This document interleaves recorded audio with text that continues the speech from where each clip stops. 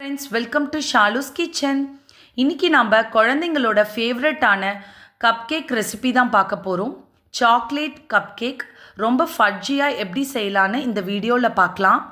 இந்த ரெசிபி ரொம்பவே easy and சிம்பிளாக செஞ்சிடலாம்.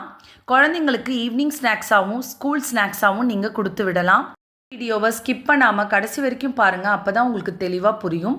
வாங்க வீடியோக்குள்ளே போகலாம். இதுக்கு நான் ஒரு பவுலில் 2 முட்டை எடுத்திருக்கேன். 2 முட்டையும் உடச்சி பவுலில் சேர்த்துடலாம். கூட 1 பிஞ்ச் ஆஃப் சால்ட் ஆட் பண்ணிக்கலாம். இப்போது விஸ்கால் நல்லா பீட் பண்ணால் போதும்.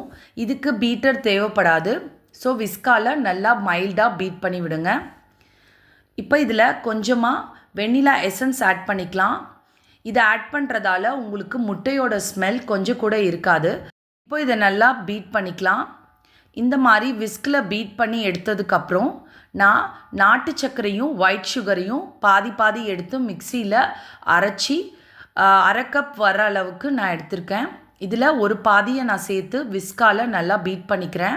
இன்னொரு பாதியும் இப்போ சேர்த்துடலாம். சேர்த்துட்டு நல்லா பீட் பண்ணிக்கோங்க. இப்போ சர்க்கரை நல்லா நமக்கு கரைஞ்சி வரணும். இது கரைஞ்சதுக்கப்புறம் தான் நம்ம ஃப்ளோர் ஆட் பண்ணணும். இப்போது நான் 1 கப் அளவுக்கு ஆல் பர்பஸ் ஃப்ளோர் மைதா தான் எடுத்திருக்கேன். இதில் பாதியை நான் ஃபஸ்ட்டு சேர்த்து நல்லா இந்த மாதிரி ஜலிச்சு எடுத்துக்கிறேன். அதுக்கப்புறம் இன்னொரு பாதியும் இதிலே சேர்த்து நல்லா ஜலிச்சு எடுத்துக்கோங்க. பார்த்திங்கன்னா நல்ல ரிச்சான கொக்கோ பவுடர் எடுத்துக்கோங்க. நான் 1/2 கப் அளவுக்கு கொக்கோ பவுடர் எடுத்து அதையுமே இந்த மாதிரி ஜலிச்சு எடுத்துக்கிறேன். கொக்கோ பவுடர் பார்த்திங்கன்னா டைரெக்டாக சேர்க்கக்கூடாது. இந்த மாதிரி சல்னியில் போட்டு நல்லா ஜலிச்சு தான் எடுத்துக்கணும். நெக்ஸ்ட்டு பார்த்திங்கன்னா 1/2 டீஸ்பூன் ஆஃப் பேக்கிங் பவுடர் சேர்த்துக்கோங்க. அதையுமே இந்த மாதிரி நல்லா ஜலிச்சிக்கோங்க. நெக்ஸ்ட்டு 1/4 டீஸ்பூன் ஆஃப் பேக்கிங் சோடாவும் ஆட் பண்ணிவிட்டு இந்த மாதிரி ஒரு ஸ்பேச்சுலா வச்சு கட்டிங் ஃபோல்ட் மெத்தடில் நல்லா மிக்ஸ் பண்ணிக்கலாம். இந்த மாதிரி நீங்கள் மிக்ஸ் பண்ணுறதால உங்களுக்கு ஓவர் மிக்ஸ் ஆகாமல் அதே சமயம் எல்லாமே ஒன்றா கம்பைன் ஆகி நமக்கு கிடைக்கும். ஒரே பொசிஷனில் தான் நீங்கள் மிக்ஸ் பண்ணணும். ஆப்போசிட் பொசிஷன்லலாம் மாற்றக்கூடாது. ஏன்னா உங்களுக்கு அப்போ தான் கேக் நல்லா ப்ளஃபியாக வரும். ஸ்டேஜில் 1/4 கப் வாசனை இல்லாத ஆயிலும் 1/4 கப் காய்ச்சி ஆற வச்ச பாலும் சேர்த்துட்டு நல்லா மிக்ஸ் பண்ணிக்கோங்க. ஸ்பேச்சுலாவால் நல்லா பொறுமையாக மிக்ஸ் பண்ணுங்கள். இந்த மாதிரி மிக்ஸ் பண்ணும்போது உங்களுக்கு நல்ல க்ரீமி கன்சிஸ்டன்சியாக கிடைக்கும். பாருங்கள், இதுதான் உங்களுக்கு கரெக்டான கன்சிஸ்டன்சி. இந்த மாதிரி க்ரீமியாக இருக்கணும். இந்த ஸ்டேஜில் பார்த்திங்கன்னா இன்னும் கொஞ்சம் டேஸ்ட் கொடுக்கறதுக்காக நான் coffee powder, instant coffee powder தான் நான் இதில் ஆட் பண்ணியிருக்கேன். இது ஆப்ஷனல் தான், உங்களுக்கு வேணும்னா நீங்கள் ஆட் பண்ணிக்கலாம். இது என்னென்னா ஒரு நல்ல அரோமாவும் சாப்பிட்றதுக்கு நல்ல ஒரு ஃப்ளேவரும் நமக்கு கொடுக்கும். இப்போ பாருங்கள், இது கரெக்டாக இந்த சில்கி டெக்ஸ்சரில் நமக்கு கிடச்சிருச்சு. இப்போ இந்த ஸ்டேஜில் எந்த மோல்டில் நம்ம ஊற்ற போகிறோமோ அதை நம்ம எடுத்து வச்சுக்கலாம். நான் இன்றைக்கி சிலிக்கான் மோல்டும் அதுக்கப்புறம் கொஞ்சம் பேப்பர் கப்ஸும் தான் வச்சுருக்கேன். உங்ககிட்ட சிலிக்கான் மோல்டோ இல்லை பேப்பர் கப்ஸோ இல்லைன்னா வீட்டில் இருக்க சில்வர் கப்பில் கொஞ்சமாக பட்டர் ஆட் பண்ணிவிட்டு மேலே கொஞ்சம் மைதாவை டஸ்ட் பண்ணிவிட்டு அதுக்கப்புறம் நீங்கள் இந்த பேட்டரை நீங்கள் ஆட் பண்ணிக்கலாம். பேட்டரை ஊற்றும்போது பாதி அளவுக்கு தான் நீங்கள் ஊற்றணும். மிச்ச பாதி அதுவாக நல்லா பேக்காகி மேலே வந்துடும்.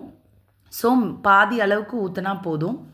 இப்போ நான் எல்லாத்தையுமே ஊற்றி எடுத்துக்கிட்டேன் பாருங்கள். இப்போது இந்த ஸ்டேஜில் மேலே கொஞ்சமாக நான் டாப்பிங்ஸ் ஆட் பண்ணிக்கிறேன். இது முழுக்க சாக்லேட் கப் கேக்ஸ். அதனால் நான் கொஞ்சம் சாக்லேட் சிப்ஸ் தான் ஆட் பண்ணியிருக்கேன். கொஞ்சமாக ஒயிட் சாக்லேட் சிப்ஸும் பிளாக் சாக்லேட் சிப்ஸும் ஆட் பண்ணியிருக்கேன். உங்களுக்கு டாப்பிங்ஸ்ன்றது ஆப்ஷனல் தான். உங்களுக்கு வேணும்னா நீங்கள் ஆட் பண்ணிக்கலாம், இல்லைனா இதை ஸ்கிப் பண்ணிக்கலாம். இப்போ நான் எல்லாத்துலேயுமே டாப்பிங்ஸ் போட்டு ரெடி பண்ணி வச்சுட்டேன். பார்த்திங்கன்னா 180 டிகிரி ப்ரீஹீட் பண்ண OTGயில் நான் இதை உள்ளே செட் பண்ணி வச்சுட்டேன். வெளியில் பார்த்திங்கன்னா 25 மினிட்ஸ் போல் நான் செட் பண்ணிக்கிறேன். கப் கேக்ஸ்க்கு பார்த்திங்கன்னா 20 to 25 மினிட்ஸ் தான் பேக்கிங் டைம். இப்போ நம்ம செட் பண்ணிவிட்டு பாருங்கள் எந்த அளவுக்கு கேக் நல்லா எழும்பி மேலே வந்திருக்குன்னு பாருங்கள். இதுதான் கரெக்டான ஸ்டேஜு. கரெக்டாக 25 மினிட்ஸ் உங்களுக்கு முடிஞ்சதுக்கப்புறம் நீங்கள் வெளியில் எடுத்துடலாம். இப்போ நான் எடுத்து காமிக்கிறேன் பாருங்கள் எந்த அளவுக்கு சூப்பராக பேக்காகி நமக்கு கிடச்சிருக்கு. இதில் இருக்க பொருளை வச்சு ரொம்பவே சுலபமாக ஈஸியாக நம்ம செய்யக்கூடிய ஒரு கப் கேக் தான் இது. கண்டிப்பாக நான் சொன்ன மெத்தடை எல்லாத்தையும் ஃபாலோ பண்ணி செஞ்சு பாருங்கள். ஒரு கப் கேக் எடுத்து நான் உங்களுக்கு எப்படி இருக்குன்னு காமிக்கிறேன் பாருங்கள். ஒரு உட்டன் ஸ்பூனில் எந்த அளவுக்கு எவ்வளோ ஸ்மூத்தாக உள்ளே போகுது பாருங்கள்.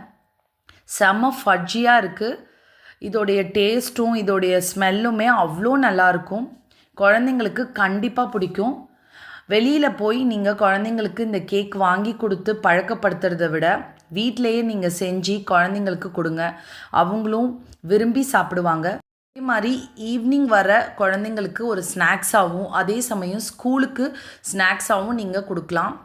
இனிமேல் உங்களுக்கு ஸ்நாக்ஸோட டென்ஷனே தேவையில்ல. நான் போட்டிருக்க குக்கீஸும் சரி இந்த சாக்லேட் கேக்ஸும் சரி ரொம்பவே ஹெல்த்தியானது. கண்டிப்பாக இந்த ரெசிபியெல்லாம் நீங்கள் சேவ் பண்ணி வச்சுட்டு வீட்டில் ட்ரை பண்ணி பாருங்கள். இந்த வீடியோ உங்களுக்கு ரொம்பவே யூஸ்ஃபுல்லாக இருந்திருக்கும்னு நம்புகிறேன். கண்டிப்பாக இந்த வீடியோ பிடிச்சிருந்தா லைக் பண்ணுங்கள், ஷேர் பண்ணுங்கள், சப்ஸ்கிரைப் பண்ணுங்கள். தேங்க்ஸ் ஃபார் வாட்சிங்.